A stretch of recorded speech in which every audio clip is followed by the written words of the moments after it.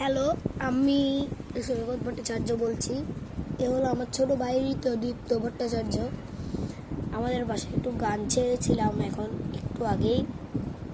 ও নাচছিল, মন খুলে নাচছিল,